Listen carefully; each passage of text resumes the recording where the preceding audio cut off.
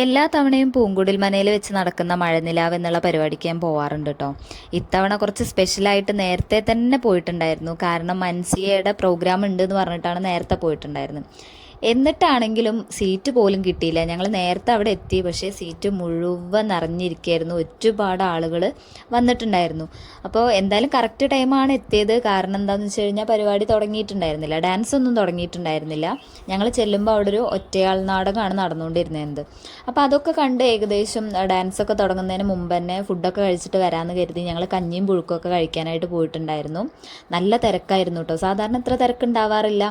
അപ്പോൾ എന്തായാലും ഞങ്ങൾ ഫുഡൊക്കെ കഴിച്ച് തിരിച്ച് വന്നപ്പോഴത്തേക്കും കറക്റ്റായിട്ട് ഡാൻസ് സ്റ്റാർട്ട് ചെയ്തിട്ടുണ്ടായിരുന്നു. ഫുള്ള് ഡാൻസ് മുന്നേ തന്നെ ഇരുന്ന് കാണണം എന്നൊക്കെ കരുതിയിട്ടാണ് നേരത്തെ പോയിട്ടുണ്ടായിരുന്നത്. പക്ഷേ അതൊന്നും നടന്നില്ല. എല്ലാ പ്ലാനും കൊളായി. എന്നാലും ഞാൻ അവിടെ കുറേ നേരം നിന്നിട്ടാണെങ്കിലും ഫ്രണ്ടിൽ നിന്ന് തന്നെ കുറേ പോർഷൻസൊക്കെ കണ്ടിട്ടുണ്ടായിരുന്നു. അപ്പോഴൊക്കെ ഞാൻ നോക്കുന്നുണ്ട് എവിടെയെങ്കിലും ഒരൊറ്റ സീറ്റെങ്കിലും കിട്ടിക്കഴിഞ്ഞാൽ അവിടെ എവിടെയെങ്കിലും പോയി ഇരിക്കാമല്ലോ എന്നുള്ളത്. പക്ഷേ എന്തായാലും സീറ്റ് കിട്ടിയില്ല. പിന്നെ കുറേ നിന്നും അടുത്തപ്പോൾ ബാക്കിലൊരു സീറ്റ് കണ്ടിട്ട് അവിടെ പോയി ഇരിക്കുകയാണ് ചെയ്തിട്ടുണ്ടായിരുന്നത്.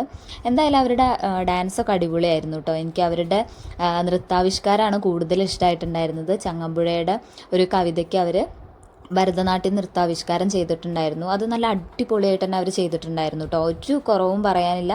നല്ല ഗ്രേസോട് കൂടി അടിപൊളിയായിട്ടാണ് അവരെല്ലാം ചെയ്തിട്ടുണ്ടായിരുന്നത്.